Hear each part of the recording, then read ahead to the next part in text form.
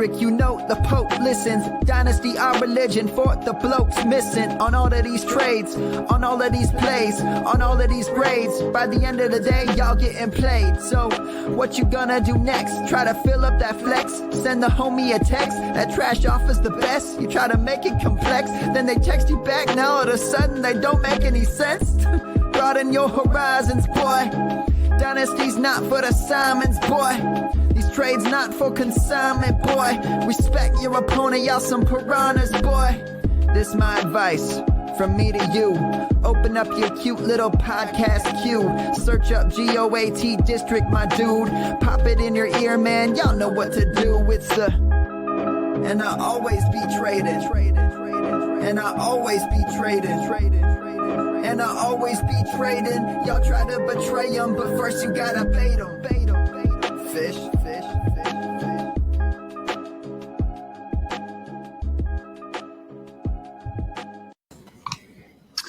Welcome back, Fantasyland, to the district. We are back. We don't do the creep-ins anymore with the guests, man. We just come right up front with it. We just let it all hang out. We want to thank you guys for joining us. Thanks for taking a break from your Top Shot, your NBA Top Shot account. I'm sure you could take take a good hour off staring at your account, seeing if it went up, went down, what's out there, if you can get a pack. Nah, man, in all seriousness, this is a time of year where we start getting into the rookie goodness, and we always love to kick it off with a couple of beasts. And that's what we did tonight, man. We bring in a couple of goats. And before I go to them, our boy Dan is still, he's loafing, man. He's still living the beach life out there in St. Martin with the missus. So shout out to Dan. We miss you, brother. Look forward to getting you back. But your seat is filled super nicely by my boy, the OG Fantasy, Theo. Always a blast to hang out with you. How are you, man? No, I'm excited to be back in the GOAT District tonight. I'm, getting ready for my all my rookie drafts in the next couple of months, and I'm completely into the Dynasty right now, and I couldn't think of two better guys to talk to about these rookies. Excited to hear what John has to say. Theo buying orphans is like me signing up for best balls. Like I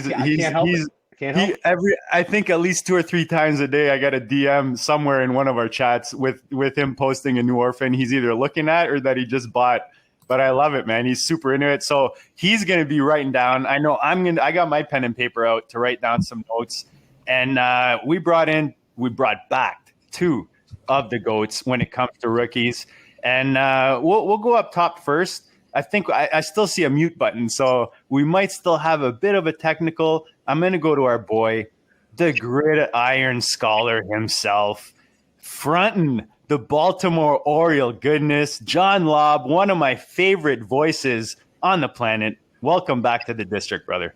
Thank you. I think this is like the 5th time I've been on the district. I feel very honored, my friend. I love coming on your show, and this is the time of the year when we get to talk rookies, and I feel really good now. I've done all my research. I still have a few prospects here and there, but I now have my rankings. They're under wraps, except for the quarterbacks and running backs. The receivers and tight ends are coming out shortly on footballdiehards.com. But I really like where my knowledge base is. Obviously, missing the combine is going to be different this year. For our analysis, that's usually the final nail in the coffin. But we're going to have to look at the pro days. The numbers are going to come in slowly. And then we have to understand that the numbers might be fudged a little bit. Maybe a 40-yard dash is 39 3/4 yards, or the 3-cone drills are an extra 4 inches closer. But we'll have to fudge in those numbers, and we'll get those rankings, and so that we can have our smartest fantasy drafts, dynasty drafts. I can't remember if we had you two on together to do this last year. I think John was with us for our first rookie, or actually, I think John was with us for our live draft. We did like a draft. I was with your live draft last year. That was super fun, and I forget who else was on with us. Anyways, I think the Shiva was on with us, but Shiva was definitely on. Yeah, the Shiva was on. Dan was on. We had a blast, and I think there might have been even one other person, but that was a blast. But we bring in my boy. He's been on here a few times now. He's. I mean, I could truly say, like John. I mean, he's a true friend and one of our favorites here in the GOAT District. You know him as the FF educator, Matt Hicks. Welcome back to the district. How are you, brother? I'm good, man. It's always good to be back in the district. I love it. And by the way, John is rocking the Orioles gear, like you mentioned. Hey, you know what? I had to put on my hat. Season ticket holder right here, man. We love the O's on this show. I'm really rich. I love it. See, look at this, Theo. These guys are on SI, and he's rocking the season tickets. He's probably sitting right there in the front row. I'll tell you what, JD, I know you're up there in Canada, man. When you're the season ticket holder for the Orioles, you know who they give you? They give you a lot of Blue Jays. Right? So, anytime. I will come down anytime to watch a Jays game, man. I love my Jays. Hey, man, post-pandemic, we'll make it happen. That'll be a good time. Yeah, anything to get out of the house at this point. How close are you to Toronto, my friend? Oh, me? I'm 25 minutes. Wow, yeah. Hey. Just on the outskirts, man. Nice. Yeah, for sure. Always fun to go to the T-Dot to watch a Jays game on a nice Sunday afternoon. They should be good this year. Yeah, a couple nice young prospects, and little profesh segue. Yeah. We're talking young prospects tonight, boys. So look, before we get into it, though, in all seriousness, Matt, I want to, I've given you the congrats. I got to give you a congrats out here on the airwaves. You guys, both of you guys just put out solid work. You guys, for me, you're one of my most reliable sources when it comes to Devy, young guys. I'm one of those guys that until they get to the NFL, I'm just not watching college or following in that sense. So I'm sure there's a lot of people in Dynasty playing fantasy that are in a similar boat. So this for me is always exciting to bring you guys in and kind of get your version of the introduction to this year's rookie class. And that's what I'm excited for. I know Theo's excited for it, and he's actually prepped a serious lineup of questions for you. I might chime in here and there and pick your brains as well. But for those listening, go subscribe, press the like button, grab your pen and paper. There's going to be a shit ton of writer downers from this moment on. Theo, it's all yours, brother. Yeah, so we'll get it started right off the top. I know a lot of us are really excited about Najee Harris, Jamar Chase. Do you guys see this as a clear-cut top tier of guys? And who would be in your top tier? And then who would be in the second tier of guys? And this is for single quarterback leagues. Go ahead, Matt, if you want to answer first. Yeah, that's a good question. So there's a pretty clear top tier for me. I'm looking at my big board, and it is a Superflex big board. So if I take the Superflex guys out, there's two guys in the top tier for me. It's Najee Harris and Jamar Chase, because I think those two guys are really have the opportunity. I don't like to use the word elite, but I have them, I kind of have a grading system, and it drops them into different buckets, and they're what I call franchise cornerstones. All right. These are guys you're going to have on your rosters for the next 4 to 5 years, and they're going to help you win fantasy football championships.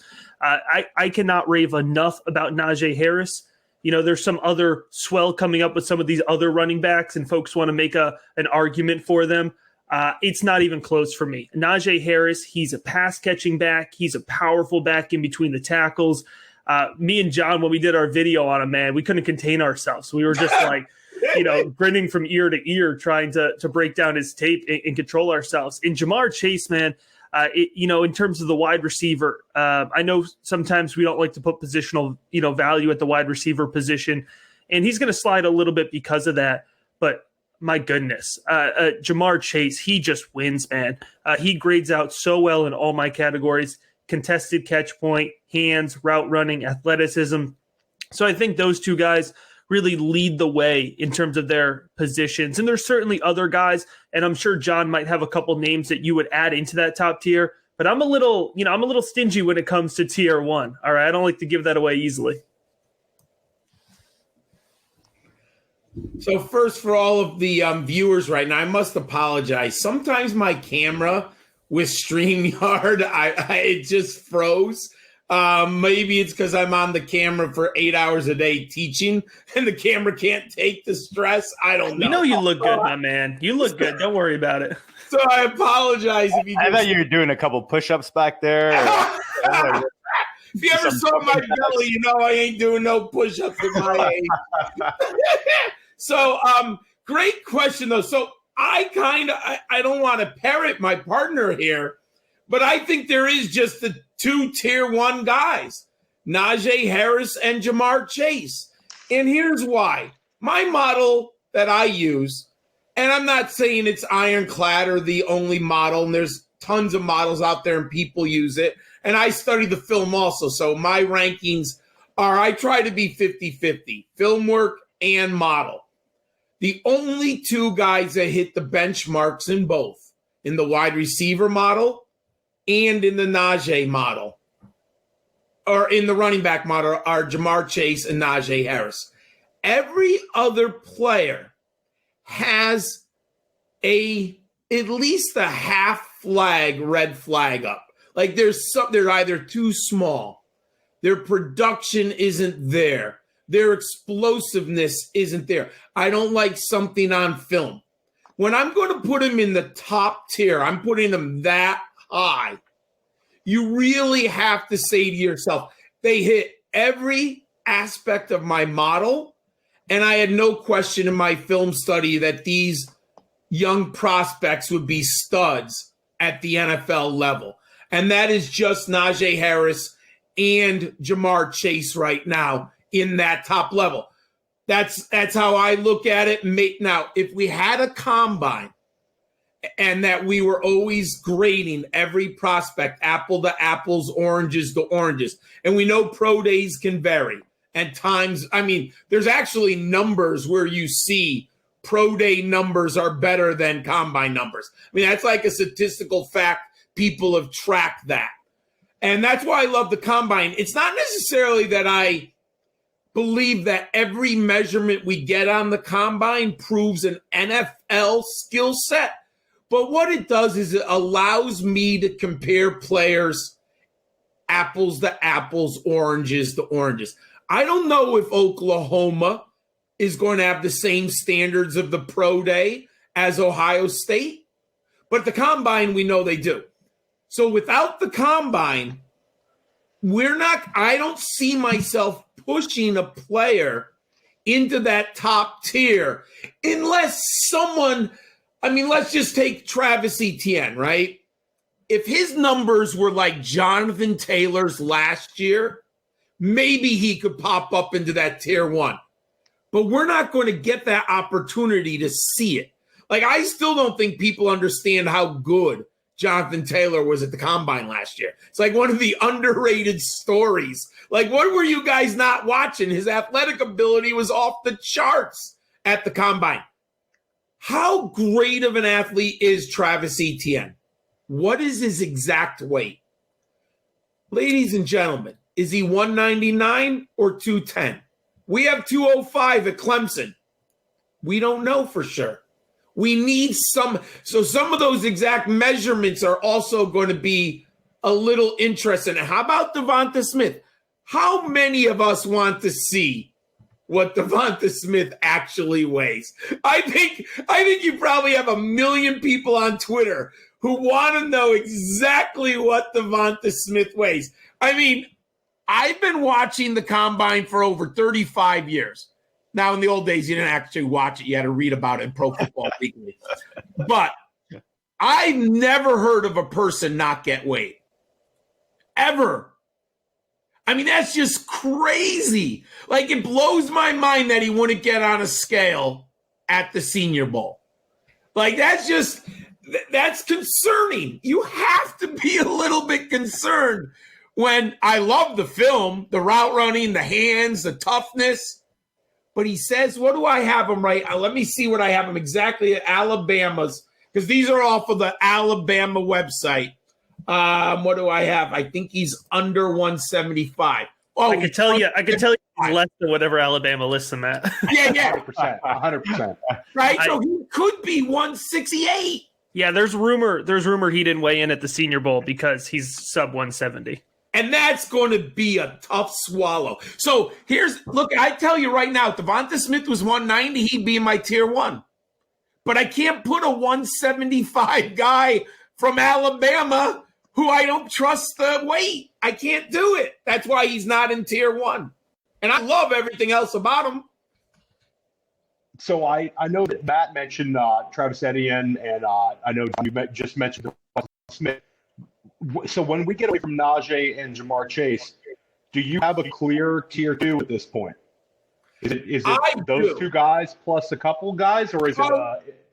No, my tier 2, and we're still doing non-super flex, right? I'll keep the quarterbacks out of it. I believe I have 6 guys here: Devonta Smith, Rashad Bateman. I have Javonte Williams, Jamar Jefferson, Kyle Pitts, and Jalen Waddle is right there on the fence. I'm debating Jalen Waddle. It's very hard. He's very close. Let me say he's tier 2B. I mean, it's really close. 182 again. What is he really going to weigh? And he's never made a full season. He's never played a full season at Alabama. So those are 2 check marks, that red flags that I'm worried about. But that's my next tier. How about you, Matt?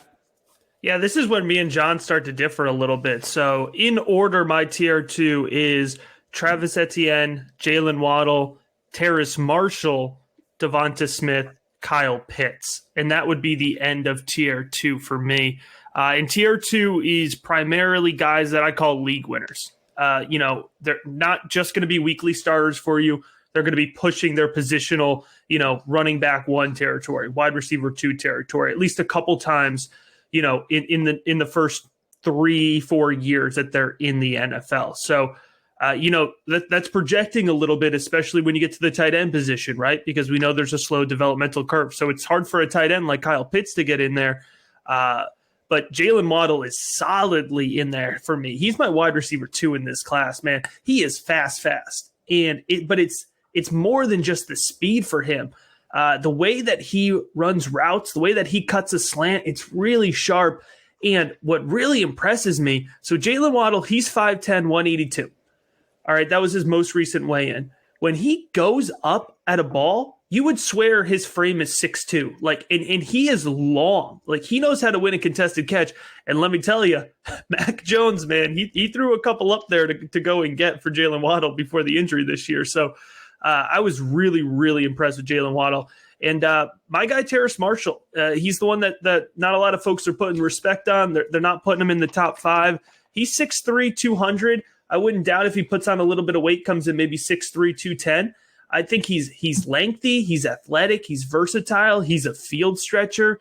Kind of the way that, because the wide receiver class was strong last year too, and we had those guys fall to the top of the second round, the T. Higgins type value, I think that's what we're going to get out of Terrace Marshall. So if I'm sitting there at 203, 204, I'm taking Terrace Marshall all day long. Yeah, I forgot to add Travis Etienne. It's been a long day. I've been up since 5:30. So I made a mistake. It would be 7 because I have to put Etienne in there. I don't know why he slipped my mind. It's just my fault. So, yes, it would be 7. And it seems like you guys are both in on Javonte Williams as a clear tier 2 guy. And just, from doing some best balls with JD and a couple other grinders in FFPC, Javonte's starting to go a lot higher. It's as soon as somebody takes Etienne, somebody takes Javonte Williams. Yep. It seems like that's he's consistently the way these drafts are going. I'll say I'm not on the Javonte Williams train, not to the point where a lot of folks are, and that is not a consensus opinion. It also does not line up with my co-host for the rookie big board videos, John. But for me, I'm just not as sold on him. At least not at the price that we're kind of putting him in. So he's actually he's down at 16 overall. So for me on my big board, so that's a mid-second round pick. And I actually just tweeted out in the NFL Draft Bible ADP, the most recent update, he's 106. So that's like a huge disparity. But for me, my biggest concern, the highlights look nice. He looks strong on the highlights. He's a solid pass catcher. I think that's being a little overhyped. But the vision is super inconsistent for me. There's times where he finds the hole and he looks really good, but there's other times, and it's too often for me, he smashes into the back of his lineman. And you could be the strongest guy, and you could be the fastest guy, and he's not the fastest guy, but you could be the fastest guy. It's the same problem I have with Chuba Hubbard. If you can't see the field, it doesn't matter, man. When you go to the NFL, those gaps are small. It's harder to find the space on the field. So I'm by no means, saying that Javonte Williams is going to be a bust or anything like that, but that's my biggest red flag. If you show inconsistent vision at the running back position, I just can't get as excited about it. Yeah, I love Javonte Williams. He's my number 2 running back. I mean, I'm a little giddy about him. I mean, I like power, speed. I was going to say, I know John loves those type of running backs. I had a feeling you were going to gravitate to Williams. He likes big backs. I do like big backs. And I just see there it is. I just see a 220-pound man who can ramble. I mean, let ramble, young man, ramble. I'm all ready, man. Let's punch somebody. I mean, I'm a little old. I do believe that football still at the end of the day is a little bit about physical and spiritual will over the opponent, and I'll take the big back on that. I know, it's not something we talk about in football anymore, but it's still a physical game at its core, and Javonte Williams can bring the physicality. Yeah, I'm pretty excited about him, and we'll just keep this going. So who would be your guys about top 5 to 6 running backs in this class? And how many running backs do you see as first rounders in single quarterback? I'll give you my top 5, and then I'll answer the next. It's Najee Harris, obviously, Javonte Williams second, Travis Etienne third, Jamar Jefferson, who I'm extremely bullish on. He's my number 4, and Michael Carter's my number 5. Now, I've been buying, I shouldn't say that's incorrect nowadays. I've been drafting Jamar Jefferson in the second round. Depending on landing spot, NFL draft capital, and the team he ends up with, he can sneak into the first round. But I would definitely say right now there are 3 first-round running backs, Najee, Williams, and Etienne. I think Jamar Jefferson, if he ended up, let's just take it to the silly level, Pittsburgh Steelers. They spend a second-round pick on him. He's a first-round dynasty pick. It's as simple as that. Now, if he goes in the 4th round and he's with the Jets, let's burn it up, baby. We got a disaster on our hands. So, but I am on my film study and in my model, Jamar Jefferson's unbelievable. He pops in my model. And we're Theo, correct me if I'm wrong, but we're starting to see him creep up those best ball. No, absolutely. I noticed him creeping up. Him and Carter, actually. No, I've actually been taking a good amount of Jefferson in best balls. I actually took him in our Hardway League. I got him late, and then he just keeps kind of creeping up. And, I think he's got a lot of steam. I know that I saw an article this week linking him to 49ers. Apparently the 49ers are like him, and like you said. They had a video interview with him. Now, we don't know what that means for sure, and that could have been leaking on purpose by San Francisco, but that tells, if it's true, so we have to make an assumption that this is an actual factual report. If that factual report is true, Shanahan's seen the same thing I've seen. One cut runner who can make the cut inside or outside running lanes. I mean, that's what I see, and he's 217 pounds, which means Shanahan needs a bigger back with Jeff Wilson and Raheem Mostert. He knows he needs a bigger back in that backfield. I mean, look, he's better than me at watching film and judging players, but if that report is factual, I think he's analyzing it the same way some of us scouts are looking at it. And how about you, Matt? How would you go with these running backs at the very top after Najee? Yeah, really for me, there's two guys at the running back position that I can draft with confidence this year. It's Najee Harris, it's Travis Etienne, and then everybody else is drafted at your own risk, which doesn't mean you shouldn't draft them. There's a ton of running backs that I like. I can go on, we can do an entire show on guys that I like, but I'm not paying a premium. So my running back 3 is almost nobody else's running back 3. I love Javion Hawkins out of Louisville, man. I love Hawkins. He's athletic. He's got great change of direction ability. He's got good vision. He has burner speed when he turns upfield. He looks really, really sharp, and he can do it in the passing game. He wasn't asked to do it, but he can do it. And then I go Javonte Williams, and then I go Kenneth Gainwell. For some folks, Kenny Gainwell is like the top, the dream this year. Now, I'm not quite going that far, but he's a good pass catching back. And if he lands in the right system, at 5'11", 190, I think he can be really effective, and he's got the upside. And then I have Chuba Hubbard, and then I go Michael Carter. So for a lot of these guys, it sounds kind of like a cop-out, but it's going to be landing spot. But my one thing that I want to throw out there is, don't reach for the running back position this year because everybody's going to be a risk. And so, whether you want to go and get Jamar Jefferson, like we were just talking about, there's reason to be excited about him. Don't get caught in that Keyshawn Vaughn, Zach Moss territory, right? Don't reach at the top of the second. Sit there in the third. And who did you get in the third? You got Antonio Gibson and you got some other guys. And I could give you guys right now in NFL Draft Bible ADP in the 4th round that I get just as excited about. Like, I love Jarrett Patterson out of Buffalo with an ADP of 310 right now, just as much as I like Michael Carter, who's got an ADP, of 212. So there's so many guys to get excited about, and it's not that big of a difference between running back 6 and running back 13 for me. So let me ask you, Matt, does that have to do with the depth and the talent at the receiver position? That's kind of why, like, after those first 2, you're like, the risk factor is way too high for the reward. So I'm going to go to this safety zone, which in this draft class, and that was going to be my first question to you guys, and I'll go to you first, Matt, so you can answer my question. Like, what's your general consensus of this class? Like every class has its thing, like, oh, it's loaded at RB or it's a really strong QB. Give me your quick 3-liner on this class right now, and I'll go to John next. Yeah, so I like to go position by position to give the characteristics of it. Quarterback, strong class. We know that, right? There's guys at the top. We're not talking super flex, but I love super flex, and it's an exciting class for me.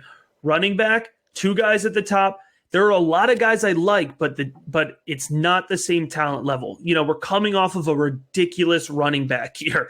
All right, we got so many good running backs in last year's draft class. That's not what we're looking at, but there are guys that are exciting down the line. Wide receiver, we are stacked. This is the wide receiver class, and that's why, JD, like you're talking about, man, sit there and from now until draft day, your rookie draft day, go buy all the second-round picks in your league and just draft wide receivers because you're going to get guys like Terrace Marshall, Tylan Wallace. Rashad Bateman's going to be a second-round pick. If you're interested in Rashad Bateman, his ADP is falling towards the second round in NFL Draft Bible ADP. And this year, this is the year to use your second-round picks on tight ends. Get Brevin Jordan in the second. Get Pat Freiermuth in the second. Kyle Pitts will be gone. You want to get those top 3 tight ends because there's a drop-off after that.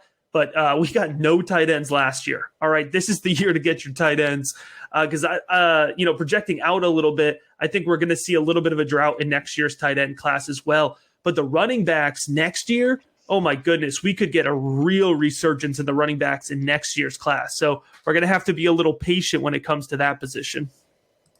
The FFPC fans out there are loving that info because the tight end is so preems. Laub, what's your 3-liner on this class?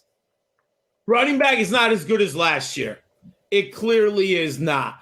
Now, I think landing spot, these young prospects might be more dependent upon landing spot also. So I do understand if, Theo was talking about in that people are taking in best ball Jamar Jefferson. That clearly to me is they're someone who's late in the draft. They're an astute, draft analyst, and they're saying, I'm going to look for the home run. I'm going for the grand slam. I don't necessarily want an 8-year veteran. I'm looking for the young stud. If he lands in the right spot, I'm going to take that. Now, Matt was very astute. He said, don't fall for the Zach Moss and the Keyshawn Vaughn. And he's absolutely right. Mm-hmm. Now, I'll be first and foremost. I do like running backs in Dynasty, and I understand you're supposed to draft wide receivers. I get the whole theory. But I tend to lean towards the running backs. Always have, always will. Sometimes it's worked out. Sometimes it has not worked out so much. But I will lean towards the running backs. Now, I do believe the second round is the value. And I will say this, before landing spot, I'm probably not going to take Jamar Jefferson in the top 10 picks. I'm not. I could consider him around the turn somewheres. I've been taking him about 2-4 is the earliest. But these are mock drafts. These are, trying to get value in ADP. I feel real good around 2-4. That's where I really think the value is. I'm not going to reach too far. Now, if he lands in San Francisco or Pittsburgh, the cost is just going to go sky high. Just go sky high. It's going to go nuts, right? Opportunity, system, scheme, coaches, like people are going to go nuts. But everything is at value. Am I going to go Jamar Jefferson at number 4 in a dynasty? I mean, come on, that might get crazy. So, Matt's, you have to have a solid foundation where you say to yourself, the value isn't here. So I drafted Keyshawn Vaughn last year, but I didn't draft him ahead of Brandon Ayuk or Mike Pittman. I was thinking exactly that, John, because I am guilty on that one. In one draft, I went Keyshawn, and man, I regretted it. And I think it was even ahead of Justin Jefferson. I don't. But here's the thing: it's like, and I was somebody who was hyping up Keyshawn Vaughn because I did like Keyshawn Vaughn. But we do this thing where we outprice his value. Yeah, so, if we had let Keyshawn Vaughn be like a late second round rookie pick, which is what he should have been, then we would have been fine waiting the 2 years until he's going to really perform right in that offense. Is that because of the position, Matt, or because of the landing spot, you think? I think it's a little bit of both, but I think it's because the running back position is so valuable that we convince ourselves the risk is worth it. So, but we use landing spot as an excuse. You know what I mean? And I have Zach Moss everywhere, but I was able to get him really cheap. You mean to justify it? We use the landing spot to justify it. Exactly. It's like, oh man, I can take this risk now, and that's fine. Every rookie is a risk. If anybody's sitting here and telling you anybody is surefire, they're lying. Right? is a good example of that, right? Last year. Exactly. I mean, how many leagues did I get Jonathan Taylor and DeAndre Swift after CEH? And I was sitting there loving it, man. Matt, what did I get JT from you for? I don't remember. I was trying to remember. It's a weird league. I went back because without getting weird into because I've won it 2 years in a row back to back. Is that why it's so weird? It is weird. By the way, Matt, do I get a statue for that or something? I'm working on that. I got a little scheme coming up for that. But I'll tell you, me and JD, we play in this league, and it's wild because you get relegated and you got to stay. And I thought I was getting relegated. One of my favorites. I got to say, it's one of my favorites. So I sold off JT because I thought I wasn't going to be on my team. I went to go get my draft picks, and I think I did. I got a 1 and a 2 from you, and I flipped those picks. You know what? I just flipped those picks to move up from 109 to 101. So I'm going to get Trevor Lawrence out of it. So that's pretty nice. I like that. It made me feel a little bit better. It's a super flex. Yeah, that's nice. That's pretty nice. That's a slick move right there, Matt, for sure. So that I could finish in 9th again and JD can win his third chip. 3. If I get 3, I better get a statue. If I go 3 for 3, for sure. In tier 1, I need a statue. A goat statue. Just a goat. Yeah, that's all I need. So we're talking about Superflex. Why don't we just go to the quarterback spot? Obviously, we all love Trevor Lawrence. It seems like he's a generational prospect. how would you guys go with the quarterback spot? Is there a clear quarterback 2 for you in this class? And just keeping on that, what would be the tier right after Trevor Lawrence for Superflex? So Matt and I will disagree a little bit, and this is good. We have healthy disagreements. Now, landing spot is always dictates quarterback. I don't want my quarterback in Chicago, and I don't want my quarterback in the New York Jets. So I'm just going to throw it out there. I have 2 rules in Dynasty leagues. I have never owned a Chicago Bear quarterback, and I've never owned a New York Jets quarterback. And I am steadfast on those rules. And statistically, Chicago is true. In the illustrious history of the league, they kicked off in 1920, folks. 100 years ago, the Chicago Bears started playing football, and they've never had a 4,000-yard passer. So just take that in for a second. They've never had a 4,000. You would think by damn accident that you would have slipped to a Vinny Testaverde who would have somehow thrown for 4,000 yards in Chicago. And they have literally not even stumbled upon. They have not stumbled upon a quarterback who can throw for 4,000 yards in the modern NFL. Oh, you're not fucking jacked. If you're not jacked listening to John Laub go off in the district, you got no pulse, son. So ask me how many shares of Mitch Trubisky I've ever owned. 0! I have 0! Chicago, they go to die. So we do have landing spot. So let's get back to your next question. Before we know landing spot, and I'm putting the hex, I've already bought some hexing witch spells. I want none of my guys in New York, none of my guys in Chicago. I now actually feel kind of bad because I'm against the Twitter universe. We have a fight going on between Twitter and NFL. I'm Team Zach Wilson. And I know Twitter is going to hate me. They're going to berate me. And they're going to tell me I'm a fool. I'm an old man. Zach Wilson checks every box in my model.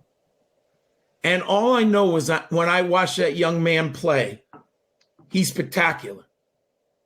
He's Brett Favre, Drew Brees, Russell Wilson. Now, he has the highest ceiling and the lowest floor of any prospect in this draft. He could actually poop the bed. And that is within the realm of possibility.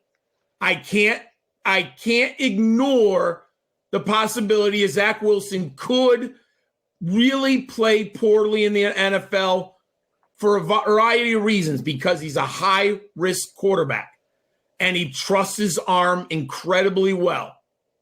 But there was a young man named Brett Favre coming out of southern Mississippi. And Jerry Glanville said the exact same thing about Brett Favre. And if you ever watch any of those videos when Brett Favre was with Jerry Glanville in Atlanta, and Brett Favre sat behind Billy Joe Tolliver. And if there's a listener out here who remembers Billy Joe Tolliver, just think about what I said. Brett Favre remains on the bench for Billy Joe Tolliver. And you guys better get out your little Google machine and type in Billy Joe Tolliver, right? So there tells you what Jerry Glanville knew about the quarterback position. And when you hear Mike Holmgren early in his career with Brett Favre, used to drove him mad. Zach Wilson's going to be very landing dependent. He's going to make some mistakes, folks. Early in his career, he's going to make mistakes. Get off of looking at what he can't do. I'm an optimist, believe it or not. And I look to see what they can do. That young man makes throws that I've seen that are Elway-esque. There's very few players I've seen who make the throws at him. Now, I've seen Jeff George and Vinny Testaverde, who have some of the greatest arms I've ever seen in the NFL, and neither are in the Hall of Fame. And I like Vinny. I've owned Vinny on fantasy football teams. It's how long I've been playing. I even remember him at Miami when Penn State beat him in the New Year's Bowl. We were flying home from the Bahamas with my best friend's family, and his dad on the ride home from JFK to Connecticut we heard Penn State beat Miami on the radio. That's how old I am. We didn't have cell phones in the day. You had to listen to it on AM radio. And Vinny Testaverde got bamboozled by that Penn State defense. The point is, arm strength isn't everything. But Zach Wilson does things with his arms that are just unbelievable, and his legs. And I get the narrative. He was better than people give him credit for freshman year. He did have a down sophomore year. People, I'm a teacher. Learning isn't linear. That's a myth. Learning is a goddamn peaks and valleys and crevices and their avalanches, and then you hit heights of Mount Everest and you fall back down. I like players who've had failure in their background. I don't want someone who's been on the top of the mountain forever. That's a good point. The range of outcomes is vast for Zach Wilson. I get it. But I have him at number 2. Please don't go to the Jets. Please. I'm just the fantasy gods up there. Please don't go to the Jets. 3, I have Justin Fields. I love Justin Fields, my friends. Like, I'm not trying, like, I understand this Twitter fight, NFL fight. And if you do see the NFL scouts on national media, they tend to be Zach Wilson. And Twitter's all over Justin Fields. It's an interesting battle. I love just looking around. I just watch from the background and keep my mouth shut. There's definitely an interesting aspect to this debate. People, I can like both players. I like Justin Fields a hell of a lot. He's a great prospect. Let's not even fool ourselves. He hits all of my benchmarks except for games played. And that's my red flag. He might have a higher floor than Zach Wilson. And I think there's a little bit less risk. But I'm not sure if his ceiling's higher. You can't tell me without unequivocal that Justin Fields' ceiling is higher than Zach Wilson. If Zach Wilson puts everything together, he's John Elway and Brett Favre. If he puts everything together. Now, is that a 7% outcome probability? Possibly. But it's in there. You can see it in the film. And then, Justin Fields. That game against Clemson is one of the greatest games I've ever seen by a quarterback. I'll tell you the three indelible memories of pain on the battlefield. Lawrence Taylor, New Orleans Saints, 1988, on a Sunday night football game. Watch the game. Lawrence Taylor could not move his arms, and he almost individually beat the New Orleans Saints. 2, Emmitt Smith against the New York Giants when the Cowboys were trying to get their second Super Bowl ring. They needed to beat the Giants in New York to get the home field advantage. And Emmitt Smith separated his shoulder and gave the Cowboys the victory. What Justin Fields did against Clemson, we still don't know the severity of his injuries, my friends. Remember, they don't have to report anything in college football. Try to get injury reports in college football. Matt and I played college fantasy football this year. It's so hard to get injury reports. What I think Justin Fields had cracked ribs. If he had 1 or 2, who knows how many? And for him to play in that game and come out in halftime and do what he did against Clemson is one of the great physical endurance games I've ever seen amongst the quarterback. So to me, he's a top 5 pick without question. And some of this stuff that's going around about Justin Fields not reading defenses is just plain old silly. It's silly. I don't even know where this is coming from. Justin Fields can read a defense and go through his progressions. But I do have Zach Wilson over Fields. Then I do have Trey Lance at 4. And I like Trey Lance, but I'm very concerned about a player who's only played 17 games at the FCS level. I'm sorry. I've seen people with Trey Lance over Justin Fields, which I just can't even. I understand how someone likes Trey Lance over Zach Wilson. Okay. I mean, we can have that discussion. How you can put Trey Lance over Justin Fields is crazy. I'm sorry. Big Ten competition, Georgia, 20 more played, FCS level, 17 games. I just don't get it. And then I do have Mac Jones at 5. Mac Jones is boring. Mac Jones is at his ceiling is Kirk Cousins. His floor is a disaster. The blitz kills him. He has happy feet. He doesn't get the ball off. I get it. But if you're looking for a player who can step in behind a decent offensive line, who can read a defense and get the ball downfield, Mac Jones is your guy. And I think an NFL team is going to value Mac Jones more than fantasy footballers. Because there is a difference. If you've watched NFL football, and it's over 42 years now for me, there are some players who are different in NFL football than fantasy football. Mac Jones, NFL teams, coaching staffs, scouting departments are going to like more than fantasy fans. I understand that some of it is his legs. He's not going to get you a lot of points on the ground.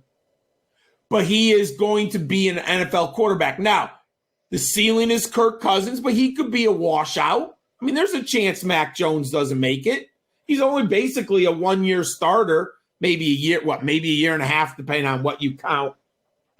So there's a real disaster floor with Mac Jones. But an NFL team is going to like Mac Jones a lot. In a super flex, I have 4 first-round picks. Matt Jones, if you're desperate and you're at the end of round 1, I don't think I would do it. I think he's a second. Matt probably wouldn't take him till the 3rd or 4th. But I understand because I like guys like Kirk Cousins in super flex. I tend to take those guys. I'll take them. I loved having Phillip Rivers for years in Superflex League. I had no problem with them. So it depends, but I think Mac Jones, to me, around pick 18, so middle of second round in the Superflex, I think there's value there. Matt will disagree, and that's fine. I'll let him speak. But that's how only 4 to me deserve first round Superflex grades. Well, how about you, Matt? How do you see the quarterback position? So similar. Our big disagreement's going to be on where we put Zach Wilson.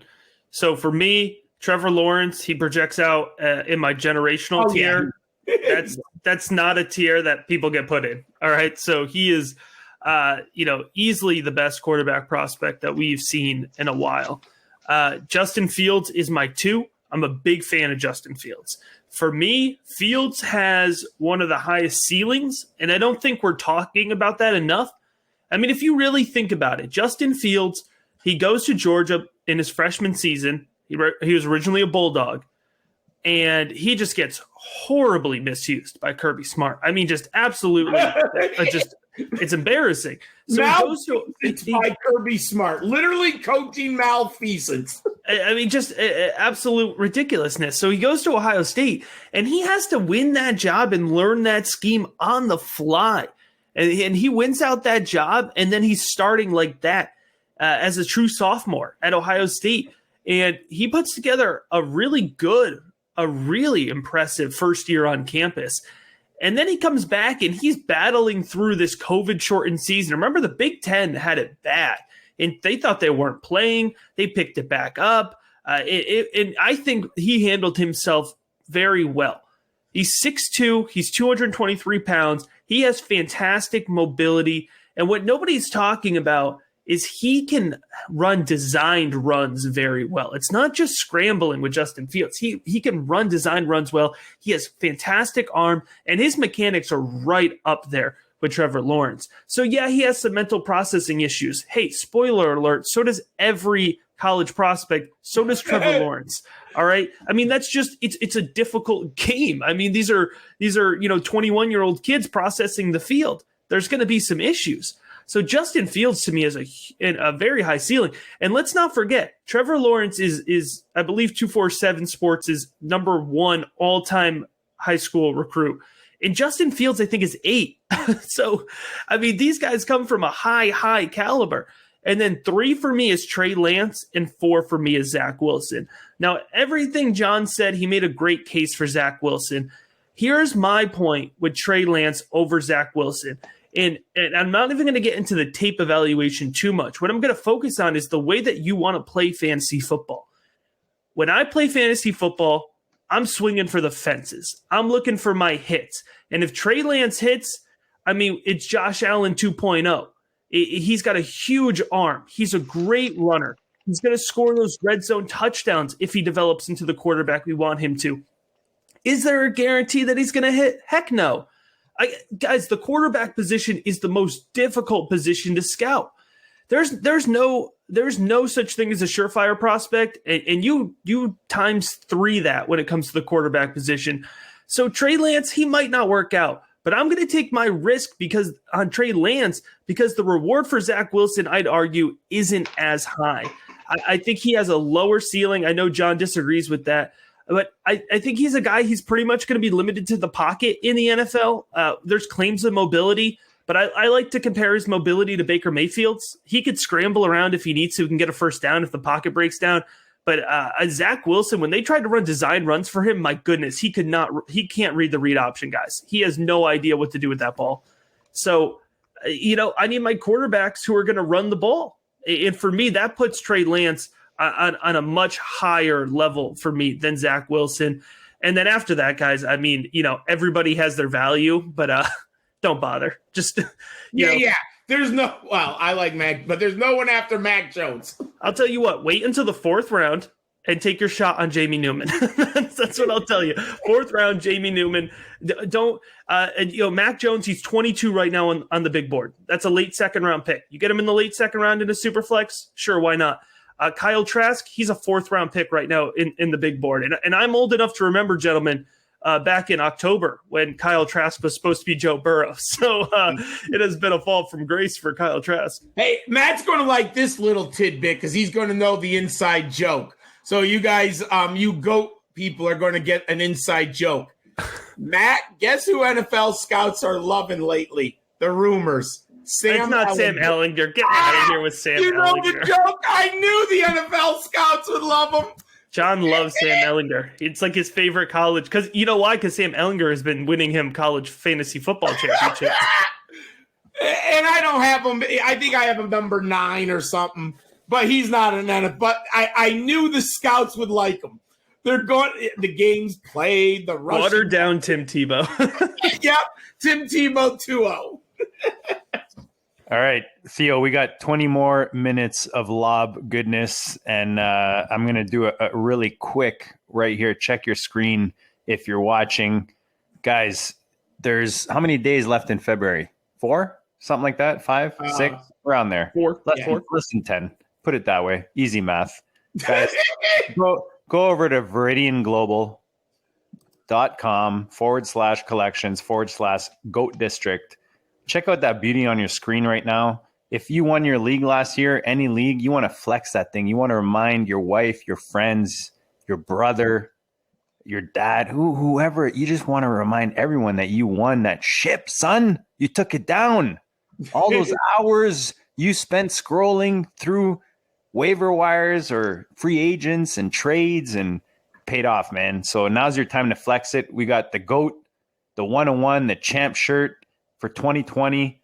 And right now you buy any GOAT top, the hoodie I'm wearing right now, a t-shirt, you get entered to win a free hat. And we got a bunch of different hats, GOAT hats right now. So go check it out. I got one right now on the screen. There you go. A little Tuca action. So guys, go check it out. Viridian, just a good company doing good things in fantasy. They got all your favorite podcasters on there, brands.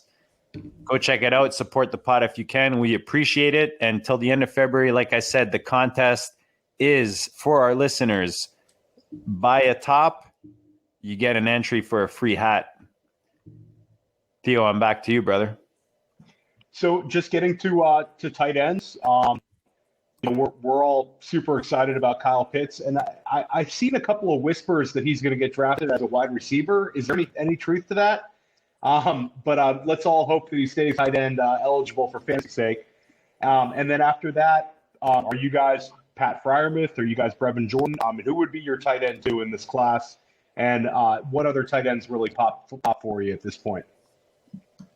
So Matt said something very important, like playing for upside in Dynasty. And I will say a tight end, that's all I play for. So first of all, I understand why someone might want to play Kyle Pitts at wide receiver, but his value is a tight end. But that's another story for another day. Like, you put him on the field at tight end, then you get mismatches. I mean, so I'm not even going to discuss this nonsense about playing him at wide receiver. That's just silly. There's no value in that. Now, for fantasy-wise, I'm tight end Brevin Jordan because the upside compared to Freiermuth to me is in Brevin Jordan. Now, this is where the combine hurts. Is Freiermuth a Mike Gesicki athlete? We know Penn State has freak athletes. They also must do something in their training for the combine. Because if you look at what Chris Godwin, Saquon Barkley, and Mike Gesicki all did at the combine, it was just silly. So where is Freiermuth as an athlete? We're not going to really know for sure. And I think that's going to bother me a little bit in the analysis. Because I believe that Brevin Jordan is a better pass catcher, more explosive ceiling as a fantasy asset. Freiermuth might be the better NFL tight end. And I'm not saying he's going to be he's going to be a good fantasy asset. But I think Jordan has the higher ceiling with the explosiveness, the speed, the agility. Now, also, Jordan has been injured. So there's risk with both of these. But I have Jordan as a fantasy dynasty asset number 2, Freiermuth number 3. But I wish we had a combine. And then I like sneaky value in Hunter Long or Kenny Yeboah. I like Kenny Yeboah a lot. John, I'll say this, just looking at this player profiler page. Jordan's breakout age, 99 percentile, 18. Yeah. And his college dominator, 31.5 at 90 percentile. I mean, that's pretty sexy. Yeah, Brevin Jordan is and Matt might agree with me on film. He's a special player on film. How about you, Matt? Where would you go with the tight end position after Kyle Pitts? Well, John said he wouldn't entertain it. I will entertain it. And this is actually an interesting point. And Kyle Pitts is the perfect example of it. Every year, before I go in and I start watching the next year of tape, because there's about a month that I give myself off, the month of May after the draft and before I start my summer scouting in June, I'll go in and I'll look at my process, really look at what worked and what didn't, and tweak it throughout. And I found this last year. One of the biggest mistakes that I made was I misvalued players because I wasn't sure what position they would play. Like Antonio Gibson, I wasn't in on Gibson because I wasn't convinced. Is he a running back? He's a wide receiver. And he graded out not as high as he should have because of that. So is that recency bias, Matt? Well, guys like that, you know what I mean? Yeah, it was like it was like I don't understand what he's supposed to be, and I can't put him in a hole, in a slot. And so what I went back and did is I added an athlete category. So in the rookie big board, it's all broken out by positions, and there's an athlete category. It's only about 6 guys out of the 180 in this year's class, but for me, that's really helpful because I have a different evaluation, different set of grading materials for each one of my positions. An athlete has a different set of grading compared to the tight end position. And when I went in and graded Kyle Pitts out as a tight end, I got to tell you guys, he didn't have a super strong grade, but when I put him in as an athlete, his grade bumped up a lot better.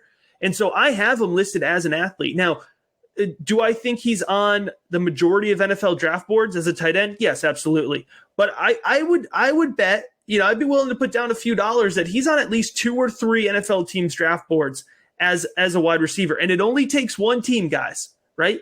It only takes one team to make you a wide receiver. And is it going to happen? No, probably not. Is it within the realm of options? I think it is. But, moving past Kyle Pitts, because if we're talking, if he ends up at tight end, then he's going to be the best tight end, prospect in this class. Brevin Jordan, if Kyle Pitts didn't exist, we'd be talking so much about Brevin Jordan. In terms of a pure tight end talent, this guy is special. 6'3", 245. He's super athletic. He's a crisp route runner. He's got really nice hands. Go back and watch the clips of Brevin Jordan hurdling ACC defenders, because there are clips of Brevin Jordan getting up and going over guys. Oh, yeah. It's incredible. And so right now he's got an ADP of 209 in one quarterback leagues at the NFL Draft Bible. I just took him. I'm doing a mock draft with my patrons, and he was there at 206, and I snagged him up. I was like, there's not a chance. And I was doing another industry mock, and he was there in the middle of the second round. I snagged him up. If you're playing in my league, you're not getting Brevin Jordan after the middle of the second round, all right? Because I'm taking him all day. And I like Pat Freiermuth too. I think he's really good. I think he's getting washed out a little bit just because these other guys are good. So get your tight ends this year, because you're not getting them next year. And John mentioned Kenny Abbo. That's a good late round, round 4 or 5 if your league goes deep. Tony Poljan out of Virginia. He's definitely raw, but the dude's like 6'6", 235, and he has a little bit of wiggle in his game for being that big. And then another name just to keep an eye on, Quentin Morris. He's 6'2", 233, so he is kind of that hybrid mold. He's at a Bowling Green, so you may not have heard of him, but he was on the Senior Bowl radar. He's going to get drafted probably day 3, but there's a little bit of guys that you could take your shots on, but my goodness, the best value in the draft is Brevin Jordan. He could end up being the best value of any position. Like, I love Brevin Jordan, and if you can get him in the mid-second round of your rookie drafts, I'm doing that 10 out of 10 times. Theo, I think Hicks is just he's a professional. He knows our audience. He knows the FFPC, and he's just dropping bombs out here with the tight end position. I fucking love it. I love it too. It's great. I love it, brother. I think it's awesome. It's Kyle Pitts has gotten so much attention that I think people are just not excited enough about Brevin Jordan, Pat Freiermuth, and it's a deep tight end class, which is exciting for me and a lot of us. It's a very deep tight end class, very deep.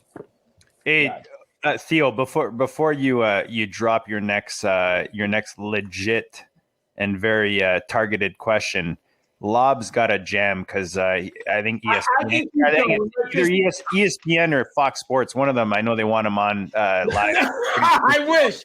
I'll keep going till 11:15. Let's just look at Laub, eh? I'm wide awake. Generous man. We appreciate you, brother. Go ahead, Theo. This is a fun one, and I know that Matt, you've already talked about Jimmy Hawkins. You've talked about Brevin Jordan, a couple of these guys that are not our first round type guys.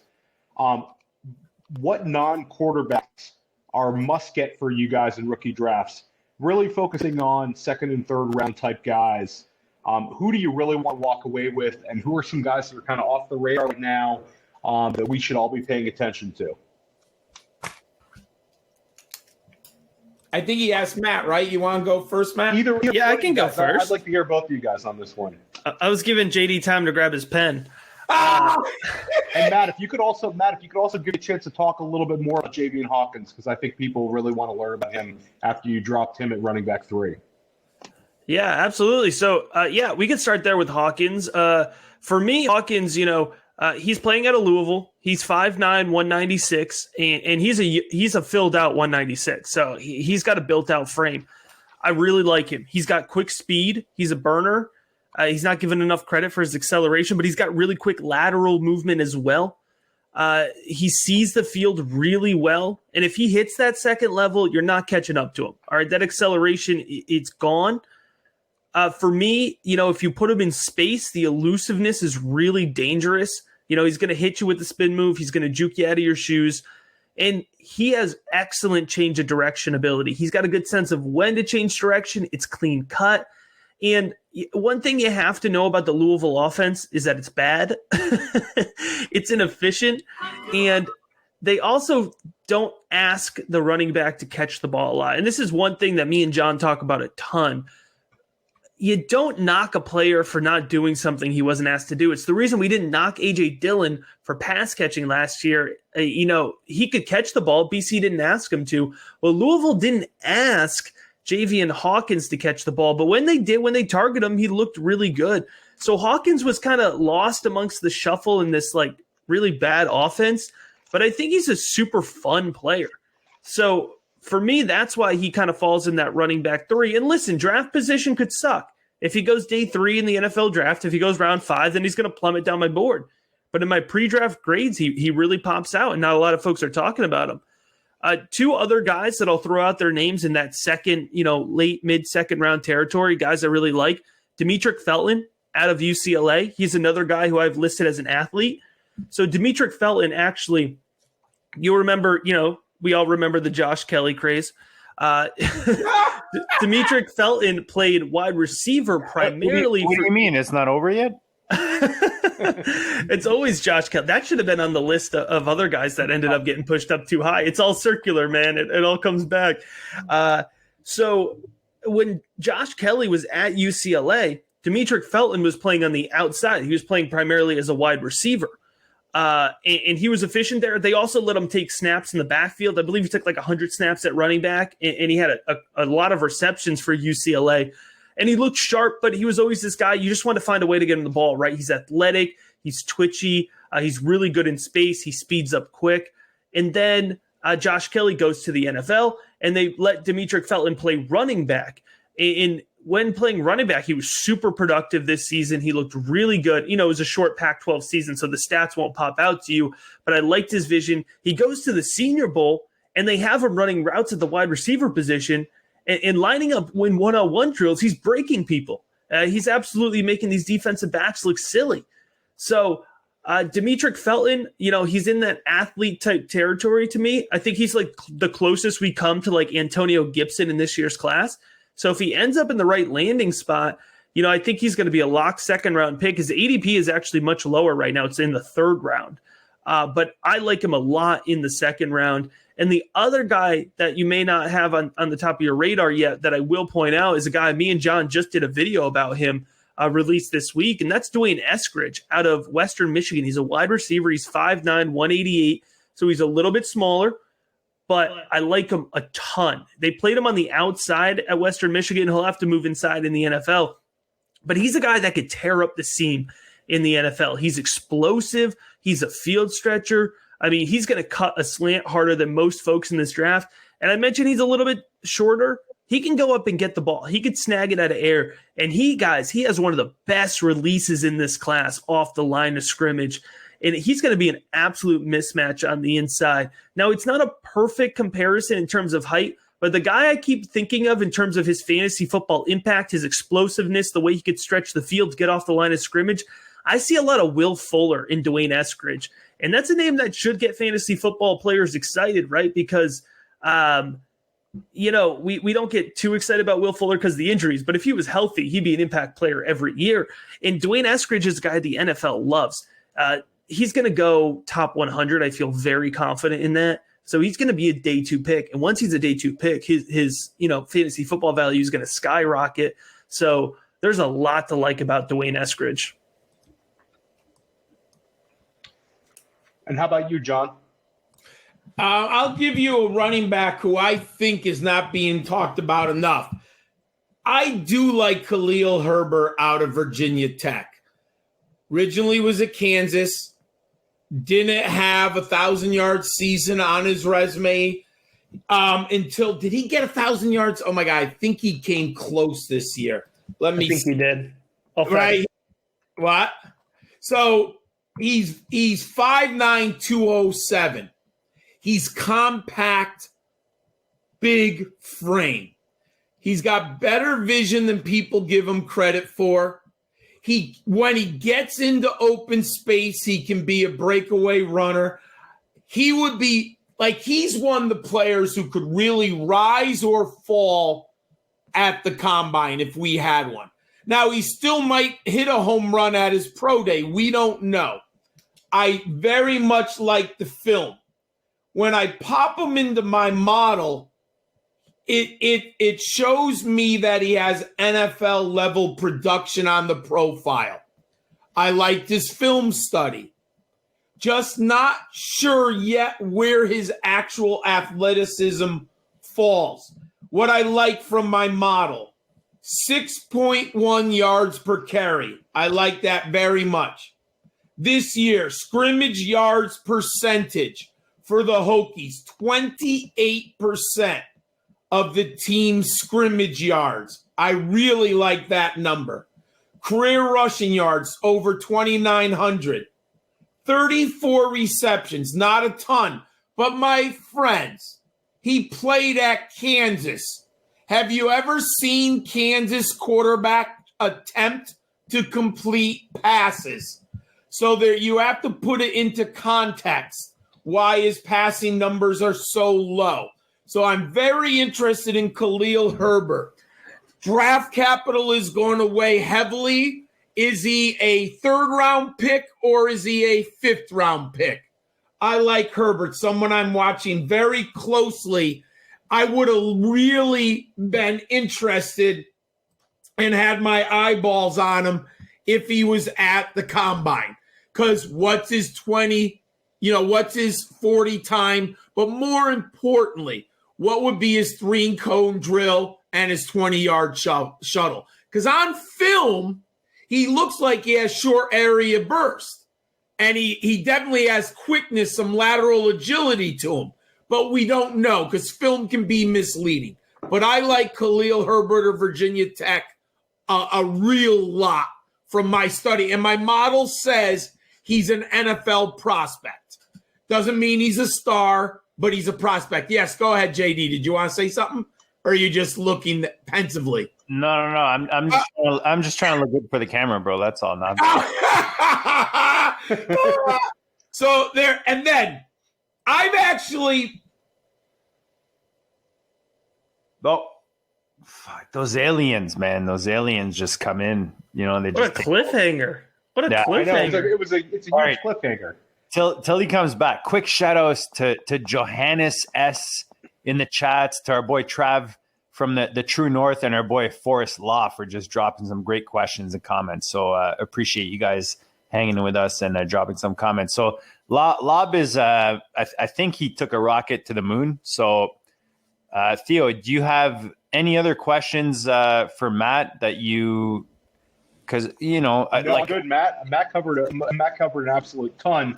I will put you on the spot here. If Kyle Pitts is a wide receiver, where does he fall in your wide receiver rankings? Oh, I like that. I love the FFPC twist that Theo brings to everything. And first of all, it would be catastrophic to FFPC players if the tight end of all time is suddenly a wide receiver and we don't get to have him there. So let's hope it doesn't happen. But if it happens, where would he go with your wide if he's a wide receiver? Where do you put him? I feel like that's like equal to the Jalen Samuels drama of like him being a tight end or running back or whatever the heck he was there for a little while last season. And some of us were hopeful that Claypool would be a tight end. There was that steam last year where, somebody would draft Claypool as a tight end. And we were, that would have been unbelievably exciting. He's so great as a wide receiver at times, but him as tight end, the guy would be like tight end 3 in Dynasty right now. So. Yeah. For me, so I'm looking at the wide receivers around him, right? Like on my big board. So so right now he's 11 on the big board, and Devonta Smith is 9. Rondale Moore is 12. Tylan Wallace is 13. And, I think maybe he stays above Rondale Moore. He probably he would hang in there wide receiver 5. I think most likely, I like Rondale Moore, but I have some questions about him. So I don't know that his evaluation would drop off too much, but the value would drop off, right? Getting a wide receiver versus a tight end. That's kind of where you would drop off. So I don't think I could put him above Devonta Smith, but you'd have to think he'd still be over Rondale Moore and Tylan Wallace. I feel like the wide receiver position, like everybody's got like their favorite, and that's right. I love these years, and I like how you kind of position that, especially kind of when you're approaching your rookie drafts, like Theo's got about 49,000 rookie drafts he's got to do. So, once those top 2 running backs are gone, I like how you placed it. You can kind of play with your wide receiver position, pick your favorites. We're seeing them kind of all over the board, right? Oh, our boy John's coming back. He's coming back. Maybe not. And it's about getting your guy at the end of the day. Like, you know how many people thought I was reaching on Justin Jefferson last year? And I was really happy that they thought I was high on him. And, so at the end of the day, man, pick the guys you like. Listen to the analysts that you like. Hopefully it's me. If not, pick your guy that you like or your few folks that you like, right? And go with your gut. Hit on your guys. That's what makes it fun, man. That's why I do all this. I watch all this tape. You want to hit your guys and you want to be able to brag about it. Yeah, I think it's good to get different perspectives. Like if someone brings a valid point, it's especially if it's information you didn't have. For me, it's all about having the right information, and then I'll kind of make my own decision. But figure out where you're going to get the source. Like, what's your source that you're relying on for that information? You got to be selective. You can't just anyone that pops on your podcast player or on your YouTube. You got to be selective. You got to follow these people, and you got to figure out, like, are they worthy of, investing in their opinions, right? And this year, is John with us? He's not with us. All right. No, I don't think so. All right, we're good. I mean, here's the bottom line. And I'm not, everybody has kind of what they bring to the game and everything like that. So there's a lot of folks, and I'm definitely not the only one out there, but there's a lot of folks that are tracking these guys from when they're freshmen in college, when they're high school kids. And it just gives you that context, that extra knowledge. It's like, wow, why would you get excited about Dimitri Felton? And it's like, well, you can go 3 years back and kind of see his progression and how he's kind of come into his role. So, that kind of stuff is helpful. And what I always say to folks when it comes to playing fantasy football is, figure out who you want to get your information from in each realm. Like, I'm not a best ball expert, but I'm hitting up you and Dan for advice. You know what I mean? And I'm listening to the GOAT Best Ball podcast, and because I want to learn more about that. I don't pretend to be an expert in that. I put all my effort into the rookie side of things and the Devy side of things. So, figure out who your guys are who your analysts are in every realm and kind of lean on them. But you're right. Like, we're getting to this time of the year where everybody has a take on rookies, and everybody's take, I'm not hating on anybody's take, but some folks just have put more research behind their takes. So it's helpful to have that. Yeah, for sure, man. And look, one thing we don't do on the GOAT, like, we never pretend to know something we don't, whether it's myself, Dan, Theo, anyone that comes on the district. We bring people on because we know the knowledge is there. We're not pretending to know anything. The reason we bring guys like you and John on, we want to be introduced to these rookies properly. We want the right information and the right strategy on approaching them, because, there's a million different ways you can get your information out there. You got to be selective. All right, John's just not coming back. He's been swallowed in by the Netherland or the Netherworld or whatever you call it. So look, Theo, I know we were trying to we're at 11:06 right now. So just to kind of stay within the parameters, is there like a last question or something that we haven't hit these guys with that you want to throw out there before we close this thing out? No, I think we covered it all. Maybe we could end with this, Matt. We saw so much impact from the 2019 class, guys like A.J. Brown, DK Metcalf, and then obviously the 2020 class seems like it could be one of the better ones we've seen all time for fantasy football. How would you compare this class overall to the last few classes?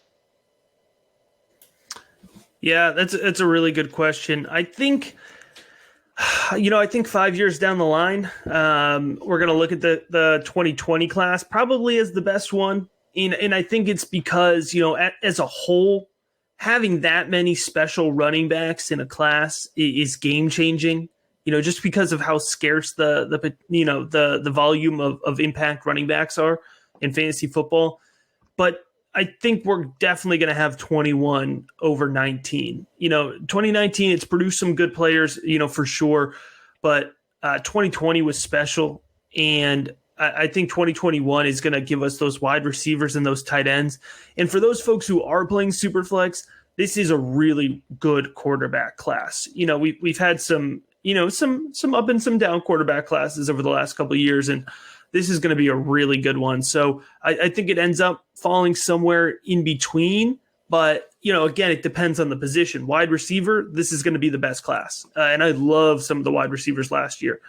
Tight end, this is going to be, I think, pretty close, pretty equivalent to the Hawk and Fant, year. 2019. And quarterback, we're going to be looking pretty good. And so, and running back, I think it's going to be a little, I think we'll be better than 2019 in running backs. That was like the year where it was just like really Josh Jacobs and Miles Sanders. Yeah. But so I think we're going to be better than that. Probably about equivalent, because I think we're going to get two guys, like I said, that I really like. And that's kind of what we got out of 2019. But I like Harris a lot more than I like Jacobs. So I'll give the nod to this class. Good. I think that's definitely reassuring to people trying to value, the worth of their first round and second round picks right now. I think that's if this class exceeds 2019, I think that's a big win for fantasy football. Yeah, absolutely. I would feel pretty confident with that with a lot of positions, and get those second round picks. Your first round picks are good, but those second round picks, that's what you want right now, and they're cheaper. So go get those. Awesome. I love hearing that, because I know a couple leagues I have like 3 or 4 second rounders. Maybe I'm not loaded in the first round, but that's the money, man. Loaded in the second. You try to upgrade those third rounders in the trades. My boy John Bosch taught me that real quick. But one thing we didn't mention before we kind of close this thing out is the FFPC, myffpc.com. Big supporters of our what we do here in the district, and we're big supporters of them. And whether it's Theo or Matt or anyone that we play with, I mean, pretty much all of us play on the FFPC. It's just the tight end premium, the aspect of it, the variety you have, whether it's best ball, Dynasty. Right now, Theo, I keep talking about, he's buying up orphans like they're going out of style. He's Daddy Warbucks of Fantasyland. But no, man, there's a reason we play on it. And we were all like, I don't know about you, Theo, but I was playing on it like way before, like I've been playing on it for years, right? Before we kind of bring it to the goodness here on the district. So go out there, myffpc.com. If you're not already on the site, this is a good time, because the best balls are flying. There's best balls, slims, deep 28, super flex, 1 QB, eliminators, live, 6-hour slow draft, 2-hour slow draft, any type of flavor. It's like going to Baskin Robbins. I don't know if you guys have Baskin Robbins US, man. We do. We got it. Yeah, come on. All right, we have it. We have nice. Laura Secor, Baskin Robbins. You're going for your flavor. You want a variety, and that's what the FFPC offers: variety, competition, and a shit ton of money to win. Right? $500,000 to play fantasy. Where else are you finding that? FFPC, man. Go check it out, guys. This has been awesome. Like, I always come in with a pretty high expectation, Matt, you and John, like especially combined with the rookies, but always above expectation, man. I hope the listeners appreciate it. Theo, I'm going to let you kind of give your last 5 cents and kiss our guests goodbye, as we would say up here in the French land of Canada. But no, man, just great job with the questions. And anything you wanna close it out with before? No, I thought John and Matt were awesome as always, and I'm starting to get really, really excited. We have free agency. Players are getting franchise tagged in the next couple of weeks, and then we have free agency, and then we have the draft. So it's an awesome time to be a fantasy football player. And this was I got some great stuff out of this show. I'm sure anybody who listened to it got some awesome stuff as well. Matt, man, always a blast having you on. I feel bad we lost your boy Laub, because he was going to hang out a bit longer, but plug anything both of you have, with yourself, with him. You guys are dropping goodness. If you guys are not following these two on Twitter, you're just doing everything wrong. Just erase everything. Do like the Men in Black, like the little thing where they like make you forget everything. Go follow these two. Especially when it comes to the young dudes, the rookies, the devies. These are your boys. Matt, remind them where they can find you guys and the goodness you guys got for them. Yeah, man, we got a lot grinding right now. This is our time of the year. On Twitter at the FF_educator. John's over there at Gridiron SCHOL 91. Our combined project that we work on, it's a super popular series, doing it for the second time this year. head on over to Rookie Big Board on YouTube, and we do quick player profiles about 9 minutes each, 8 to 10 minutes each and we'll end up doing about 50 players. So we break down individual episodes on all these players we're talking about. So it's Rookie Big Board on YouTube, but we also are a part of the NFL Draft Bible podcast network. So we're dropping those. If you prefer the audio version, we're on any podcast provider, NFL Draft Bible podcast network. Those come out on Mondays. We drop 5 at a time, so you can really kind of get your info for the week when it comes to rookies. So that's what we're working on together. You know, we just got the move NFL Draft Bible. We're on Sports Illustrated now, which is super awesome, powered by Fan Nation. So that's si.com/NFL/draft. And I've been talking about the Rookie Big Board. That's what I kind of use to help guide me along when it comes to that. And that's available for everybody else, you know, to take a part of. It's all the rookies, 180 guys. 80 of them have finished profiles right now. And then as well as Dynasty rankings, Devy rankings, Cornerstone rankings, rookie ADP, all of that is available if you want to get, you know, a little bit deeper into the game at patreon.com/theFFeducator. $3 a month for all that goodness, as we would call it here in the district. Yeah, that's why I love my boy Matt. You know, he's tuning in on the reg. But guys, check out it. Like I love Theo, how he brought up Sports Illustrated. Like I was talking about my I don't know, my shaving cream or something, you know, like it was done, you know, like, you know, we're on Sports Illustrated and stuff, you know, just like chilling and stuff. No, man, guys, Matt Hicks is he's similar to Dan and Theo and guys that I hang with. Like, I just feel like these guys are seriously undervalued in fantasy land. So obviously not, because Sports Illustrated tuned in, but if you're listening to this and you're not following those two, you're doing it wrong. Go check them out. Always dropping goodness like they did tonight. Theo, this was a blast, man. You filled in some big shoes, but you did it well. I appreciate all the goodness you brought. What you got another orphan you working on there? You got no. I'm orphaned out unless I see something that's overly appealing. But I'll be in some Dynasty startups, so I'm excited about those as well. I'll be adding to the portfolio. Nice. He's the OG of fantasy. Theo is just a blast all around, man. And hanging with you guys is a blast. Like I said, we appreciate you taking time away from your NBA Top Shots, because you know we all work in that website right now. You know, checking our, what is it? The 5 digits went down to 4 digits, but we're still close to the 5. So we okay, boys. Guys, thanks for hanging with us. Check out my FFPC Dynasty Depot. You know, I joke about Theo, but in all seriousness, he's out there working at Dynasty Depot, buy and sell with rosters, orphans. There's a reason. There's a reason he's got a smile on his face, and it's because he's working it. So go check out our friends over at Dynasty Depot, myffpc.com. Dan, I hope you're enjoying the sun, brother, because I could use a beach right now. That's all I got to say. Maybe I'm locked in, but we all could, you know. All right, boys, we appreciate you hanging with us tonight. Subscribe, like, all of the above. Be happy, be safe. We'll check you all.